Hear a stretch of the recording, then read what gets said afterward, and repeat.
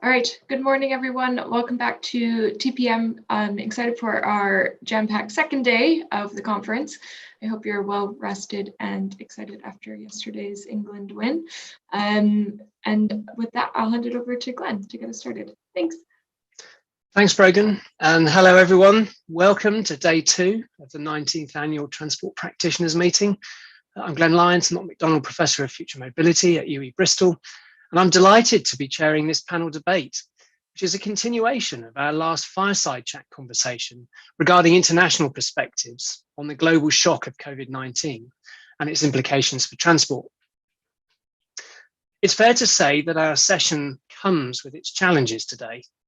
The first is that this is, of course, the morning after the night before for those of us in the UK, a night when one small country with less than 1% of the world's population finally managed to move on from its 1966 milestone of a Football Cup final. Secondly, one of our panel members in Australia, Kate Mackay, has, I'm afraid, sadly had to pull out due to new lockdown restrictions there that have changed her plans and left her without internet access today. And thirdly, in India, another of our panel members, Sarika Panda Bhatt, has also faced changed circumstances. And whilst we're still tentatively hoping she might join us a little late, she would in any case be facing problematic internet access, but she will be doing her best for us, we've been assured earlier this morning. Well, this is all somehow, I feel, emblematic of the times we're living in, where the world finds itself in a state of flux. I mentioned that this was a continuation of a fireside chat conversation one we had on the 28th of May this year.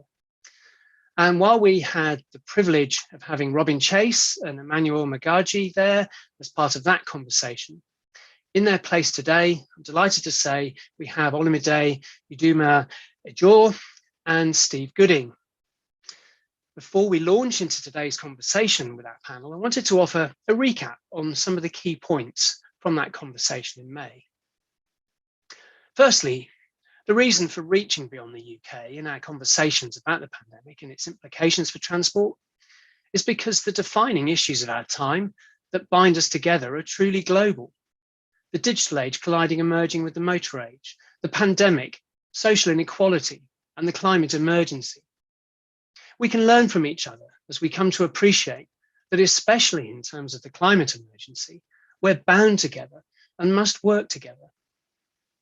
We heard how in Nigeria and India, the informal economy dominates, in which people have little choice but to rely upon available mobility in pursuit of their day-to-day requirements for meeting basic needs. Across countries, we were reminded how current infrastructure continues to serve the car at the expense of wider multimodal opportunity to support the needs of the majority and underprivileged. The implementation gap between what's needed or promised and what is delivered when it comes to sustainable transport continues to loom large, begging the question, are we to remain perpetually caught in a cycle of optimism and then disappointment when it comes to making transport more sustainable and better able to support a fair and dignified society?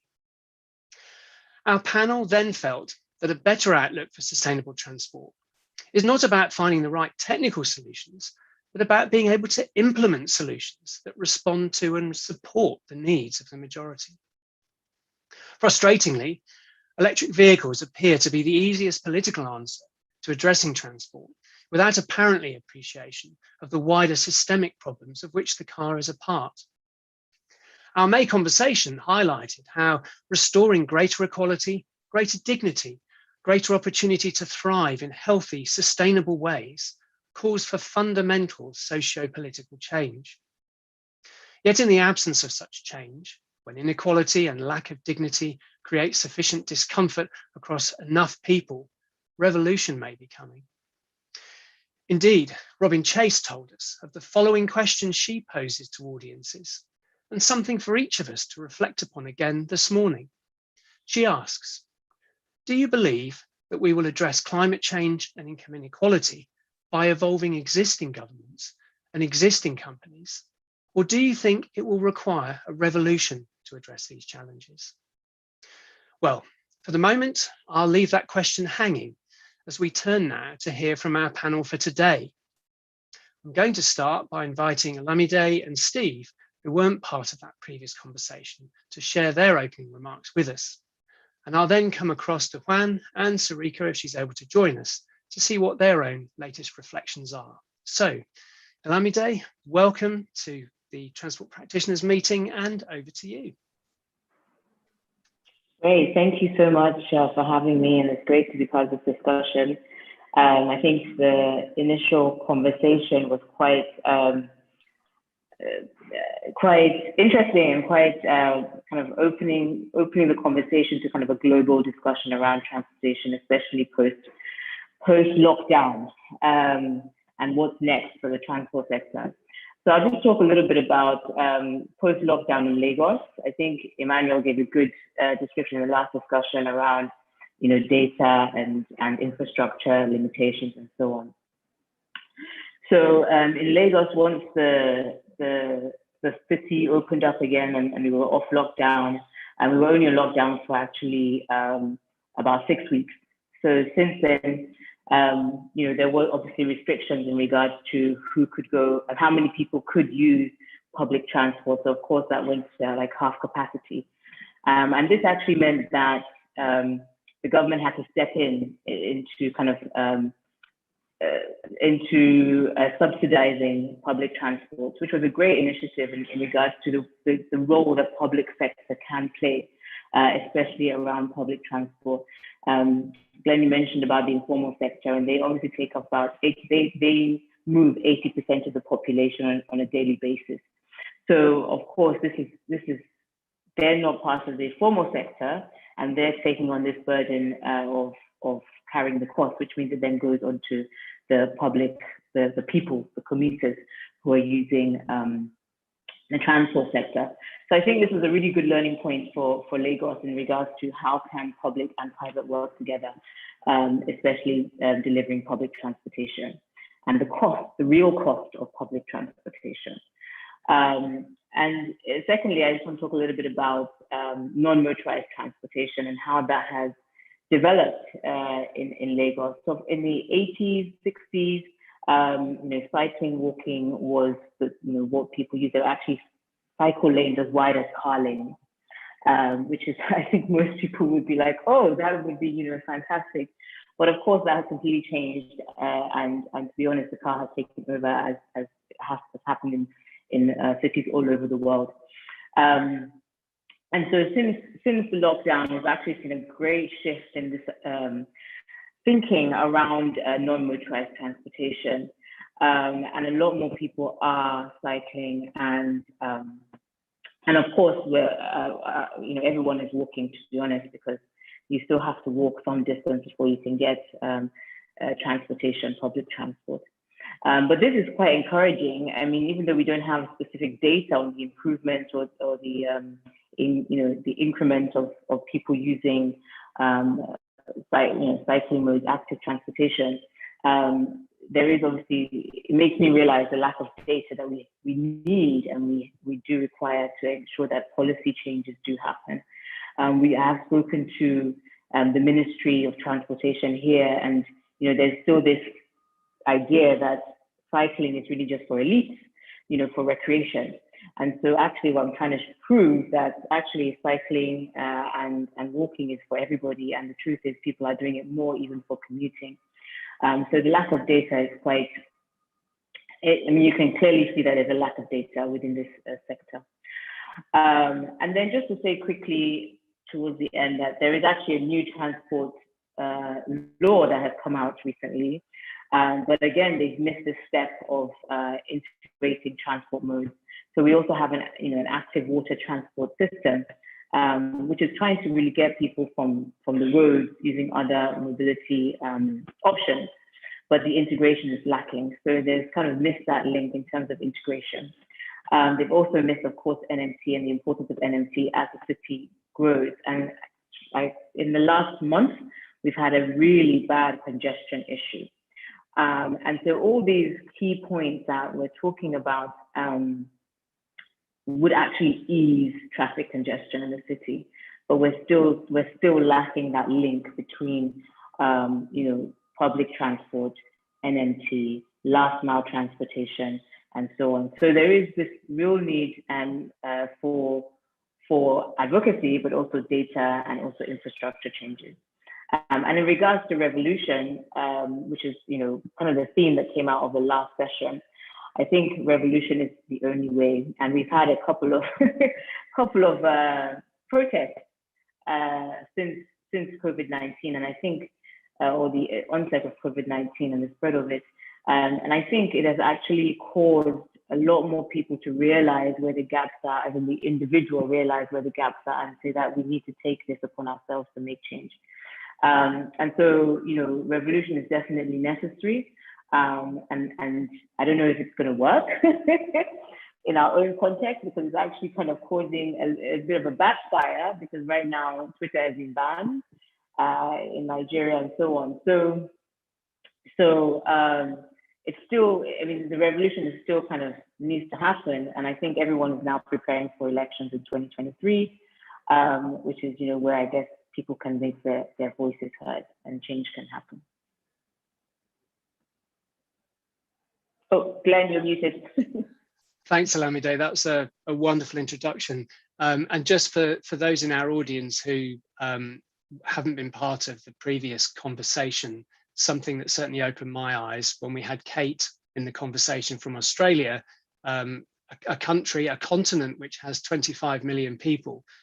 Just remind us about the population of Greater Lagos as the second biggest city in Africa. Yeah, so the population of Lagos is between, again, data is lacking, but between 20 and 23 million. So, it's actually really pretty much the same population size as Australia. But then the landmass is the smallest in Nigeria. So, so we are putting that much pressure on the infrastructure that exists. And to be honest, the infrastructure hasn't really changed since the 80s. So imagine, the number of people, housing deficits, transportation, infrastructure, environmental impact that's happening within Lagos. And just and building on that, just one more question, then we come over to Steve. I'm very taken by, in a sense, you could see a very positive message in the number of people walking and cycling. But I'm going to make two assumptions, which you can correct me on. Firstly is they're doing it largely out of necessity rather than choice or preference. And secondly, they're not enjoying that infrastructure, which was as wide as the roadways are today. So just give us a bit more colour to the sense of how frustrating that might be for all those people in the informal economy who are needing to go out day to day in order for their livelihoods and families. Yeah, so the infrastructure is definitely not there, and there's a big issue with that, even just for walking. So let's not even talk about cycling now. Let's just talk about walking infrastructure, pedestrian infrastructure. The fact is that both cars, public transport, motorbikes, people walking are fighting for the same road space. And so and I don't know the statistics on the amount of accidents that happen, but it's quite high, especially with school children who do walk to school quite regularly. So whether it's a large, maybe 4-carriageway road, or to even, 2-lane roads, still the infrastructure for pedestrians is really lacking. And then where there might be, so in the kind of more elitist areas, they have seen the input of sidewalks. But however, the sidewalks are not made for, let's say, people with disabilities. They're quite high, and and then if you think about cycling as well, the infrastructure just isn't there for that at all. And so I'm not going to say that it's completely meek and there's no government intervention in this area. There is an NMT draft policy that was written 2 years ago, which was looking specifically at pedestrians and actually linking that with public transportation, but it's about the implementation. So has that even gone into this law that has been passed this year? No, it hasn't. And then who is implementing it and who is checking that this is being implemented? There's that gap as well. So it's quite frustrating for those who are using the infrastructure. And imagine that Lagos is also very hot. So ideally, we should be planting more trees. We should be, creating more spaces for pedestrians and cyclists, because they are the majority of people in the city. But instead, we're focusing on the minority, which is the car usage. And to be honest, as I said, the congestion, as maybe in other cities, from the roads, it's the only means of transportation. You're moving millions of people every day in a similar direction. So again, land use is also an issue as well, because everyone is going from kind of the outskirts of the city into the kind of business hubs of the city. Thank you. Yeah, that I can hear Sarika from our first conversation. The phrase she used was designed for mass, not for class. And you reflect that very strongly, I think, there, Olamide, that we've got the minority catering for their needs rather than for the majority. Great, thank you. Let me pass over now to Steve. Steve, what are your thoughts on this set of challenging issues? Thanks, Glenn. Well, it's such a broad topic, and there's so many things that we could pick up here.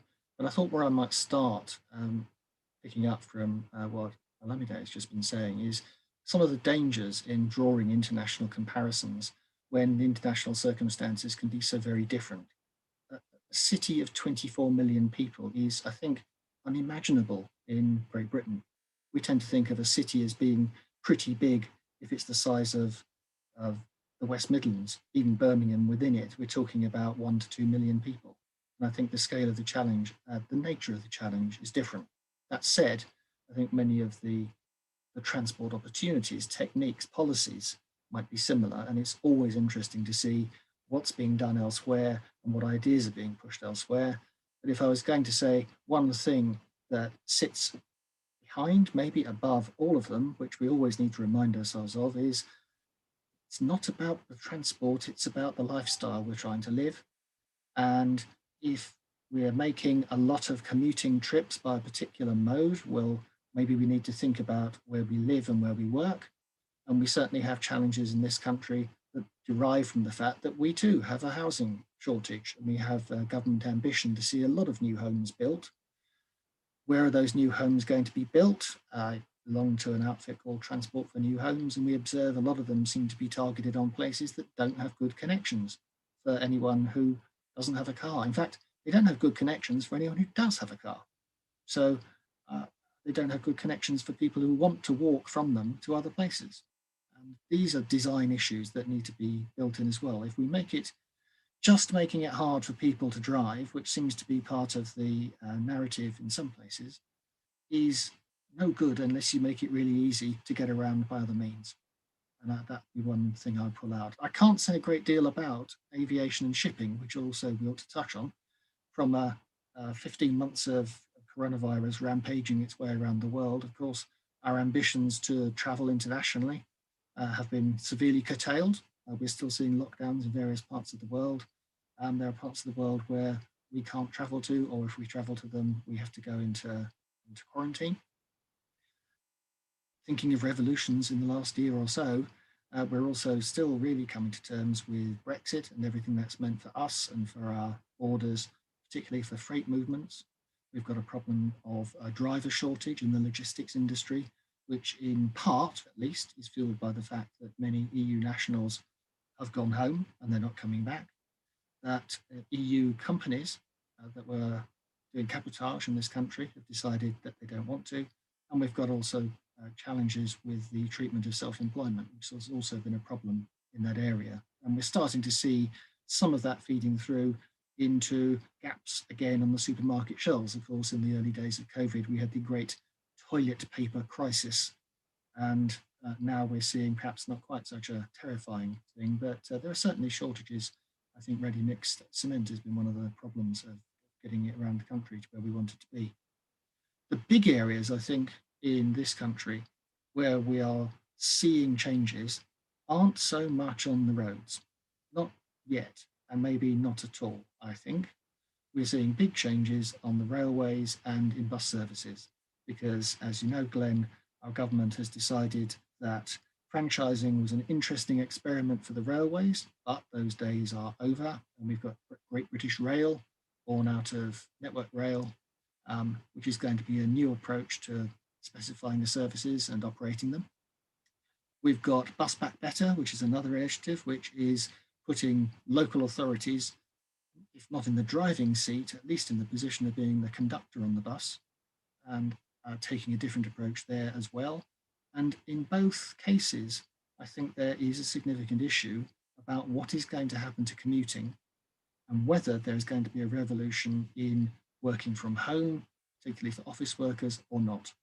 And I think opinion is completely divided on that. And we've all seen comments from chief executives of businesses. I think one of the merchant bank chief executives has described working from home as an aberration, whereas others, I've seen companies saying that their expectation is staff may only come into the office once a week. In my own organisation, we're talking about coming into the London office once a fortnight. And that's going to pose a significant revenue challenge to the Network South East rail commuter market potentially, and have a ripple effect on all of the other businesses that depended on office workers turning up. I said I couldn't see quite the revolution happening in the world of the road use. Partly that's because there are revolutions that aren't at all connected with coronavirus and what came out of that. And they are to do, as you've touched on, Glenn, with the fact that we're moving to a zero tailpipe world. Many of us are observing we have other emissions beyond the tailpipe that need tackling, particularly tyre wear, brake dust, there are all sorts of things, congestion, which Olamide has touched on as well, that need tackling. But we have seen road traffic back at pre-COVID levels. Of course, the important thing is that that's a road traffic mileage back before pre-COVID levels. It's not necessarily the same people making the same trips in the same places. Highways England data has shown a significant increase in traffic heading out and back to the southwest of the country, down to Cornwall, and on the routes up into Scotland, north of Sunderland and Newcastle, and perhaps less where you might have expected it. And we've yet to see that pattern settle down yet, and that will be heavily dependent on what happens with jobs and where people go to work. I think we're all interested in the revolution in this concept of, some call it the 15-minute city and some the 10-minute city, of whether we can have a lifestyle that means we can get where we need to, preferably on foot, within a reasonable space of time. And I think looking at my own, as I tend to, my own circumstances, I'm quite likely to live a largely 15-minute lifestyle because I'm largely working from home. And working from home, I can walk to any number of coffee shops that are quite close to me with good internet access. I can sit there and get some work done without being interrupted by the incessant stream of home deliveries of things my family keep buying on the internet, which people turn up in vans to leave outside or put in the hedge in the front garden, and just concentrate, which is as good in many ways for us as being in an office in London, sitting at a laptop, just concentrating. So I think there are some really big unknowns, and I would say that's the thing that probably binds us all. We just don't know what's going to happen next. We don't know whether the next big thing isn't going to be a transport policy. It's going to be the Epsilon or the Zeta version of the coronavirus that causes us to go back into restrictions on travel, restrictions on mixing. We all fervently hope that's not going to be the case, but that will be a really big joker in the pack. Meantime, my observation, and I put this in an article recently that went out under the Transport Times banner, it doesn't feel to me that the fundamental changes that have been made in the public transport world would justify the term revolution. When I went to catch a train recently, it was a short formation train and I had to stand jammed up amongst other people. I live on a bus route. The bus trundles past my house once every couple of hours. Generally speaking, the only person on the bus is the driver. I just don't think this is tenable. And I think we need more targeted solutions, and we need some lateral thinking about not whether we go back to our pre-COVID ways, but if we would like something different, perhaps it needs to look far more different to what we had before than we currently realise. And that's the challenge, I think, for people taking part in this conference, hopefully, to think about in the various sessions they're going to during the course of today, to open their minds to just how different could be. Thanks. Thanks, Steve. Well, I think for me, listening to two of our panelists in their introductory remarks, notwithstanding Steve recognizing the important difference in context, you can just see stark contrast between the two sets of circumstances, and I'm generalizing, of course, at country level. I was very taken by your remark about the notion of working from home being an aberration, when actually the word privilege was screaming out at me through a lot of what you said. And I know, Steve, you would acknowledge that, the privilege of having too many parcels arriving in your garden hedge, the privilege of being able to stand on a train that gets you to work, that's actually running, the privilege of watching a bus that you could catch if you wanted to. And perhaps the thing that binds your remarks and Olamide's together is again this notion of, are we catering for, in some sense, the minority rather than the majority? Robin Chase made a great comment in our first conversation that when she stood back and looked, even in car-centric America, she reckoned that at any one point, half the population were without a car for reasons of not being able to afford it, not having a license, being ill or whatever, as well as a whole series of other reasons. So, even in countries where it appears as though we're catering for the majority with the way our transport system is, often the reality when you look closer is that many people are losing out as a result. Anyhow, I'll leave you to perhaps reflect. I was also taken incidentally, which is perhaps a segue to Juan, whether by accident or design, you carefully reinterpreted the notion of revolution from the one that we started with, at least in my mind. So with that, perhaps I'll ask Juan, as part of your introductory remarks, to give us a sense of what revolution means in Chile at the moment, or has been meaning in recent times. Over to you, Juan. Thank you, Glenn, and thanks for the invitation of being here. I think just to set up the stage of what's going on in Chile, I need to talk about several waves of revolutions. We were going to organize a COP25 on 2019, and then suddenly we have our own revolution. Talking about international comparisons, we used to say that we were the British of South America. We are the good guys in the neighborhoods that tend to behave well and have a very stable political system since the 1990 when we became a democracy again after the dictatorship.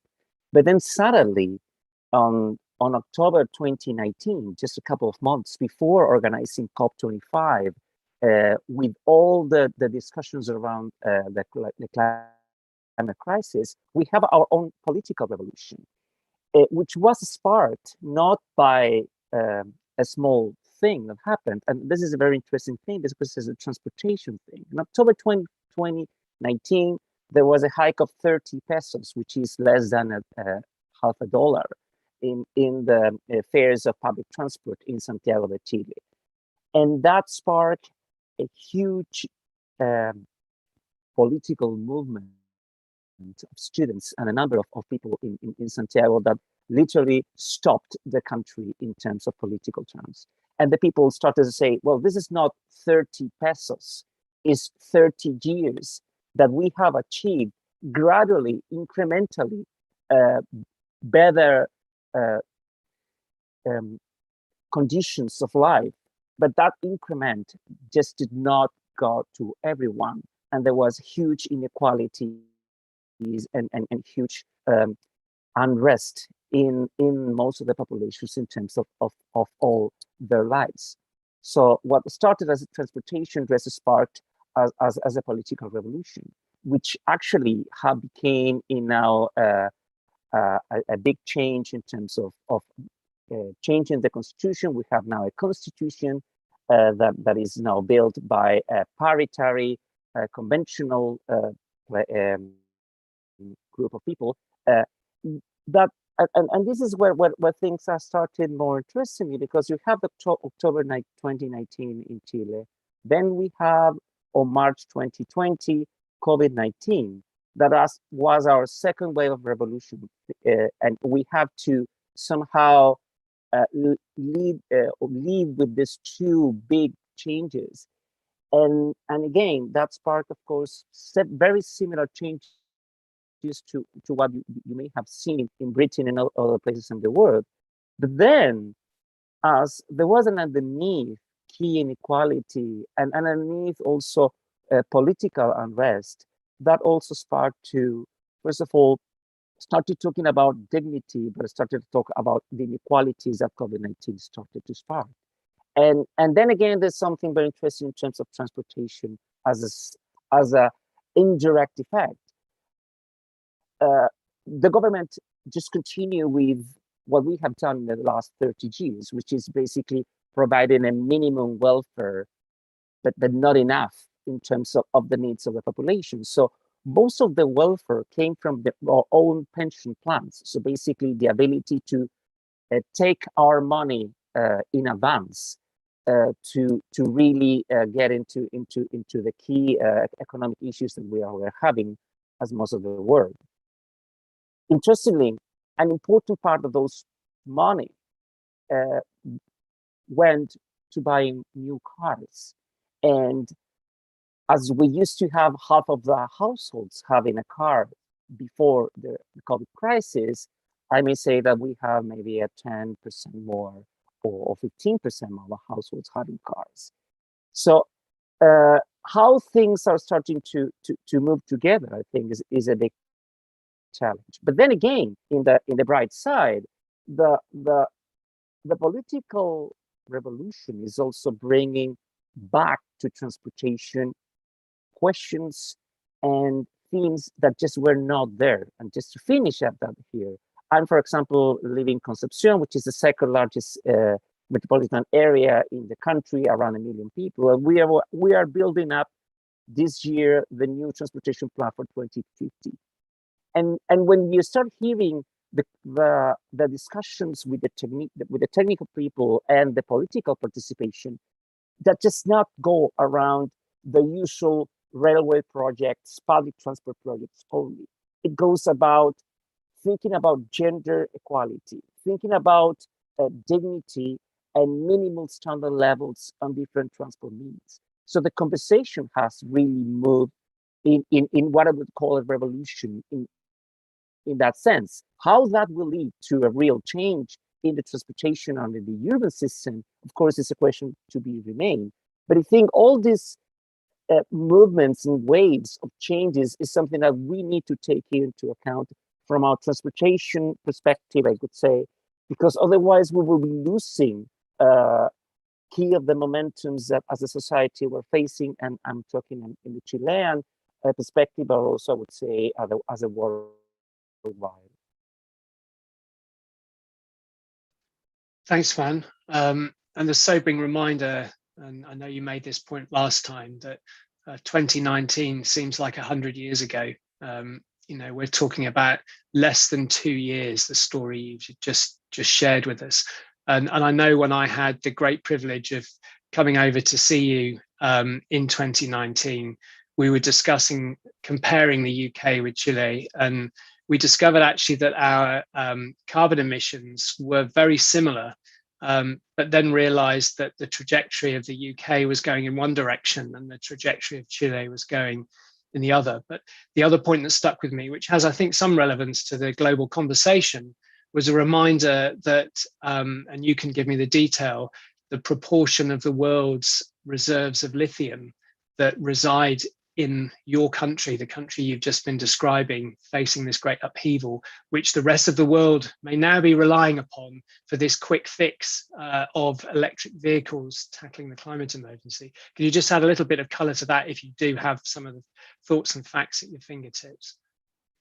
Well, I don't have now the exact figures, but of course, but yes, indeed, Chile and some part of North Argentina and other places in that area of South America, we have a huge reserves.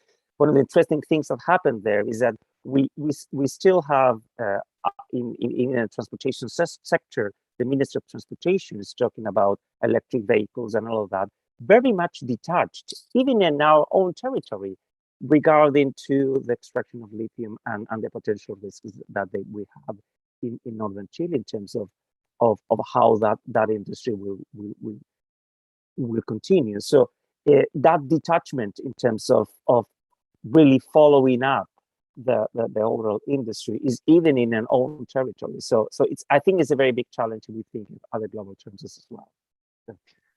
Okay, thanks, Juan. And you've shared with us how revolution has actually been happening, if we use that term. Olamide has said how there's been attempts, in a sense, at revolution. It's brimming up. In the UK, meanwhile, the government, in its wisdom, has sought to legislate against us protesting publicly, which may be that it's seen the writing on the wall for revolution. But Steve, I think you might have some views on an important distinction between the need versus the likelihood of revolution. So perhaps I'll pass back to you and then come back to the others again. Thanks. It's just the thing that strikes me in the question as we keep putting it. Will we need a revolution in order to achieve what we want to, by way of tackling and hopefully stalling, if not reversing, climate change and tackling some of the other environmental issues that face us? And my gut feeling is, without a revolution, it looks like it's a very hard task and may not be achieved. But I don't discern any appetite, mass appetite for revolution. We saw the climate extinction protests in this country. I thought I wouldn't see bridges in central London closed to traffic by protesters. I don't know whether that's what got the government excited about public protests and people making a lot of noise, but it seemed to happen without undue fuss in a rather sort of British orderly way. And yet suggested some people are very, very concerned. But I think there's a couple of other things we need to have in mind when we're thinking about the realities as seen by our politicians. And that is, many people don't have cars.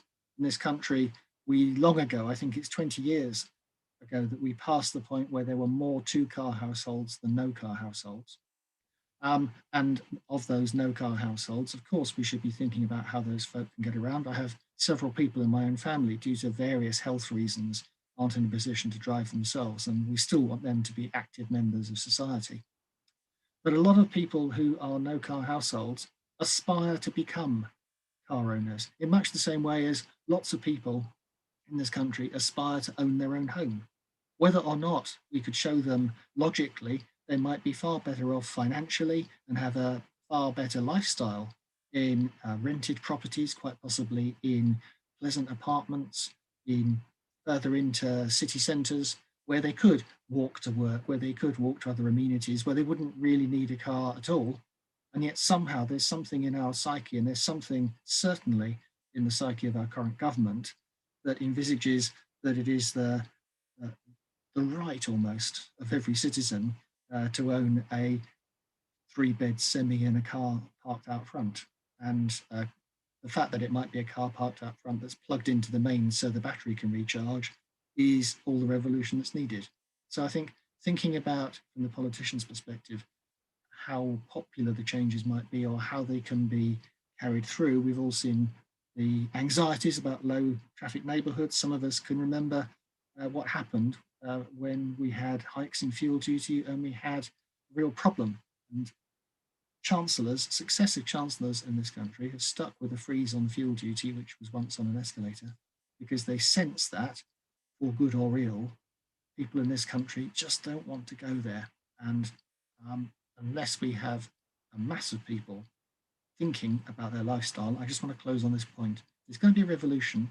In my view, revolution has to be one that Bill Bryson identified some time ago, which is our obsession with gross domestic product as a measure of how well we're doing is a very poor measure of how happy we are and how good and healthy a lifestyle we're achieving. And by pursuing that above all else, we're forcing some of these other problems and making them worse.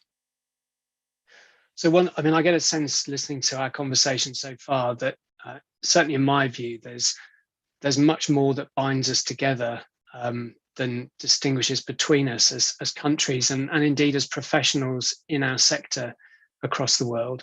I'm also conscious that, particularly for the audience this morning, that almost a sense of disempowerment where, talking about GDP and maybe it's capitalism itself that's the problem. These are such existential issues that it leaves the humble transport professional in their day job thinking, what on earth can I do when I came into this profession wanting to make the world a better place, to create a more sustainable transport system? So I'm wondering if we can kind of turn a bit to if you can find the glass half full. And Olamide, coming back to you first, if you were looking ahead over the next 5 to 10 years, what would be your view about what's achievable for us as professionals, and in what way can we help to turn some of this in a positive direction while we're in this state of flux? Yeah, I think Steve sort of touched on this actually, the fact that we need to change our mindset, and I think it was also touched in the first conversation as well.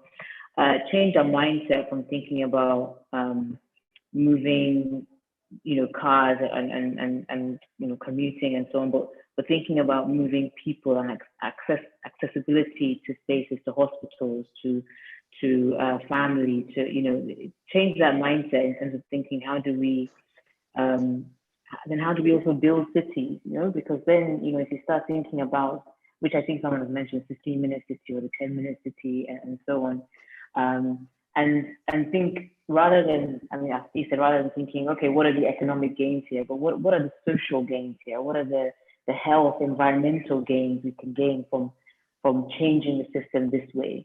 And I think once we start thinking in that direction, even Juan, the idea of the transport policy and thinking of it from a gender perspective or thinking of it from, accessibility, I think those are the important things that need to change. And until we change those, the way we think about transportation, whether it's moving goods or people, I don't think we're really going to change. And maybe it's really from the educational system of how we're taught about urban planning, about architecture, and about human sciences. Really, it's about us. How are we happier? How are we improving our livelihoods? And how are we also not impacting on the environment? Because it's not about transportation. I'm giving an example. It's not about transportation, but it's actually about cooking. And a lot of low-income earners here use firewood to cook, and that's because that's what they have access to. But if you explain that actually that's not the best way, and this is how you can cook in a more environmentally friendly way, but also you actually still can cook, it's actually more accessible than firewood, then you've changed that idea of, I need to do this way because it's not necessarily even easier, which is the thing, right? Some of these things are not even easier. And so it's really just about changing that mindset and really kind of bringing to the forefront what people really should be caring about. And I find that, I think your notion of changing mindset for me certainly is very powerful. And it feels like it's foundational to everything else we do. I'm also conscious that many people are now talking about a time window out to 2030 being our remaining big opportunity, particularly in terms of climate change. And I realized earlier this week that we're already a year and a half into this decade. There are only 8.5 years left until 2030. Do you have a sense that the mindset is changing in Lagos, in Nigeria, amongst professionals, let alone the public? Is there optimism there? Yeah, there's there's a bit of optimism. I have optimism because when I speak to people, whether it's technical people within the transport sector, or even people in education, there is this new, it's not even new, but change of way of thinking. But then the issue is more implementation and how many people do know this, or how many people are willing to change their minds about this. And the status quo is easy to follow, right? So, you know, a system that is working but not working, but working for me as an individual, is you know, you just continue doing that. But doesn't mean that the impact is actually felt on the masses, you know, on the mass of everybody else that's living in the city, which it obviously isn't. So even thinking about, I mentioned the transport law, sorry, that was signed this year. Some of like the traffic offences, you know, if you go on a one-way road, you have to pay a certain amount and go to prison for 3 years. I mean, really, you know, think about your population. Can they afford this? Can they, you know, afford this time also away from their family for going on a one-way road? So it's just things like that that you really have to think about. Yes, for you as a policymaker, it makes sense, but for the masses, is it really doable? You know, is it really possible to do that? And it just doesn't. It's just not possible. So I guess coming to you, Juan, and this is probably an impossible question for you to answer right now because it's in the form of being made at the moment. But we know that Chile has now got a body of people who are drafting a new constitution for the country.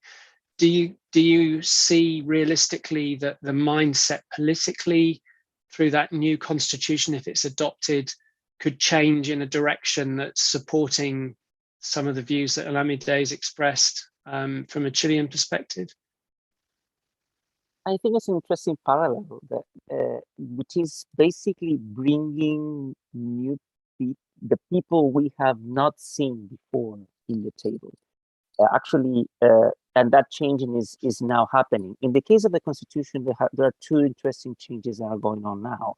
Of course, we have a sort of a 1 year in a row to write it, but those who will be writing the constitution, first of all, is half female, half male, the first experience in the world.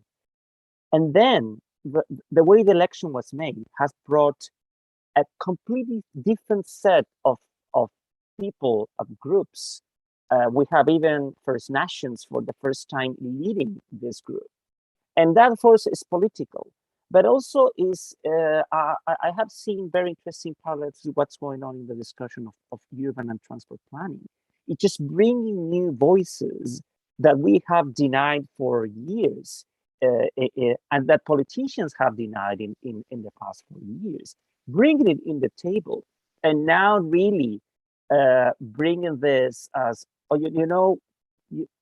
let's start thinking about gender issues and mobility of care, which means that off-peak is as important as peak hours in public transport. Very simple things like that, which will involve basically the big challenge in our profession to really change the mindset. So what is going on in Chile, I think, is just a symptom of the need of bringing in the table new voices, and even I would say it's non-new voices, the voices that we haven't not heard as politicians as professionals for several years, and the revolution will come anyways, and the key thing is to which extent we're basically bringing those needs, bringing those objectives, as Steve was saying, to really the point that we need to build up transport and urban policies, and not denying things like, for example, in Chile, for a long time, we have been planning for the commuting, as a holy grail, when we now are realizing after COVID that most of work is informal. So what do you deal with that specific issues that are at the same time the issues for the majority? So to that extent, I think it's really bringing the realities that we have not faced for a long time, and that is a political change, but also that is a technical challenge that we need to face. Is we cannot hit it in the carpet as we used to do it in the past. And I think your point about changing the voices in the conversation is a very important one. It's certainly resonating with other debates we're having, I think, now in the UK. And this is a segue back to Steve, actually, because Steve was formerly Director General at the Department for Transport in the UK. And recently, we had really some very celebratory news, which was that the Department for Transport now has 46% of its workforce being women, which again, in relation to the transport sector, around 20% being women. So that alone might suggest, and I'm not necessarily attributing that change to Steve personally, but that shift that we've seen in which must have caused a change in the conversation is perhaps part of a different type of revolution. And I'm looking at Steve's remarks in the chat here, which I think may have been shared with our audience. So Steve, I hope that's not too much of a jumbled segue back to you. No, that's fine. I think I always keep coming back to this thought that so much, what happens in transport is the product in this country of about 60 million people deciding what they want to do next. And of course they can be nudged, and of course they can be nudged by the law, they can be nudged by the cost of things, but ultimately they make their own decisions in the framework that the government lays out for them. I was just interested in because you wanted us to go into, I think, a positive view. And one of the things we haven't talked about is the other thing that's happening, the big story in motoring, which is the arrival of automation. And I have this vision that in built up areas, the mass transit vehicle of the future could well be a bus, and it could well be quite a large one still. It won't have a driver, but it will have a conductor. Because one of the things that bothered me about a lot of the talk about automation and how it's going to help people, particularly older people, particularly people with mobility constraints, is the idea that driverless vehicles would be great for them. Well, actually, it's not going to be great for them if they can't get out the house. It's not going to be great for them if they can't get in and out the vehicle. When my mother was using minicabs in her later years, she used them because the minicab driver helped her in and out. So I would like us to see a return to the idea that the member of staff in the public transport world is there to engage with the passengers and help them and help a wide range of them, and not just be sealed off in a box. And I think this builds on some of the changes that Transport for London have made at underground railway stations. Instead of having lots of staff behind bulletproof glass, they've got far more uniformed staff out on the platforms helping people. So that's my positive offer to you of a revolution where we see a better service to the public and more staff out there engaging with people. Well, I can't resist, since you've made reference to automation. For some reason this morning I woke up and had an epiphany after some sleep deprivation from last night's football match. And I've now invented level 6 automation for those of you in the audience who are interested in technology fix for everything. So whereas level 5 is full automation for the vehicle, level 6 is smart automation, which I've defined as follows. The vehicle is capable of preventing its use for an intended car trip where the user should have had the sense not to make the trip or to make it using public transport or active travel. So you heard it here first at TPM. Let's see whether or not that's a revolution in the tech sector which might take hold. I'm conscious we're running rapidly out of time for our conversation. So I wonder if I could come to each of you, again, reflecting across to our audience, any words of advice you would have, particularly to some of our earlier career professionals, in terms of the steps they might take, or what you would be advising your younger self to do, carrying on in the profession, trying to make a difference. Olamide, perhaps I'll start with you and then come to Juan.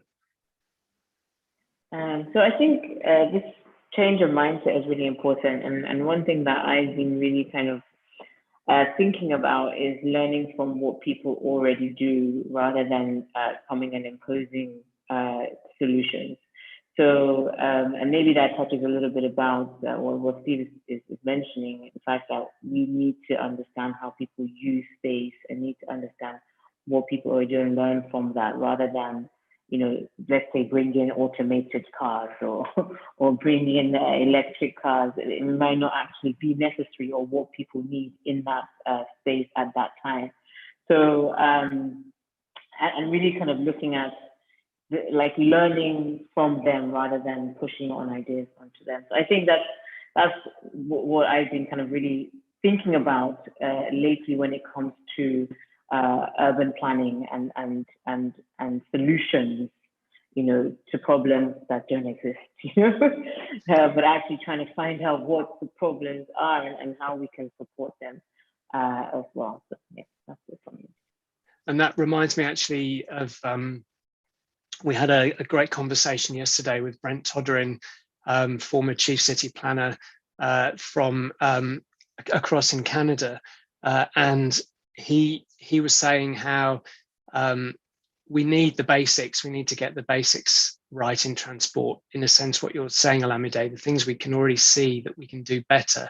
But that doesn't necessarily create an exciting narrative for the politicians or the public. So I think perhaps one of our great challenges, and maybe the challenge to our audience, is how we can make the things that are so fundamentally important, not least like walking and cycling, the most inclusive modes, much more exciting when they're competing with the very shiny things that seem to grab the attention.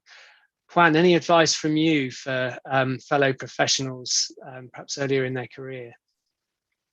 I'm not saying if I could do an advice, but one of the things, well, as a professor here, and most of my students go to the public sector, I would just link with Olamide thinking. There's something that the social scientists call the co-production of knowledge. And as engineers, that may be something that may be weird because we tend to be the transport engineers, experts, those who bring knowledge and technology.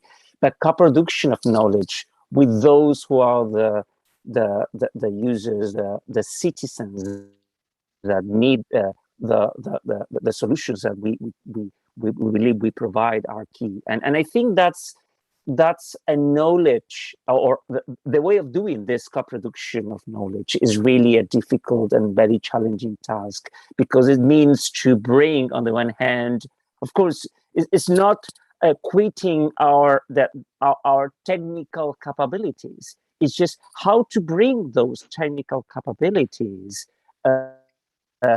hearing the experiences of others, the knowledge of others, and then bringing into a real solution that will really provide a change in the territories. I think that's, if I may think, it's the key challenge, but maybe the key opportunity we have in the future. And somehow, of course, it's the shiny technological solutions or the shiny methodologies that we have used for decades may be difficult to change. But on the other hand, the reality is just is so strong in terms of these things by themselves are just not working, that without some kind of this co-production of knowledge, we would just be continuing in running in circles and not bringing to the key and urgent change we need to bring. Thanks, Juan. And as you were talking, that very much reminded me, I'm always frustrated by the calls for promoting STEM. We need more science, technology, engineering, and mathematics. And I don't disagree that we might need more of that, but it implies to the exclusion of the richness of the arts and the social sciences as just one form of the co-production that we need. Steve, we're running out of time, so over to you. Very briefly, I'm going to offer two thoughts for early career professionals. The first is, don't allow the fact that everything we do is necessarily evolutionary. We have to start from where we are, but don't allow the fact that we're evolutionary to become a straitjacket and force you into thinking that what we've got to do tomorrow looks pretty much like what we did yesterday. There is space for lateral thinking. There is space for change. We have done things differently. We tend to gloss rather lightly over the fact that we've only really, in this country, had cars that are reliable and widely affordable for about 70 years out of the, I don't know, several thousand or so that we've been around. And we behave as if it's always been this way and therefore it can't be any other.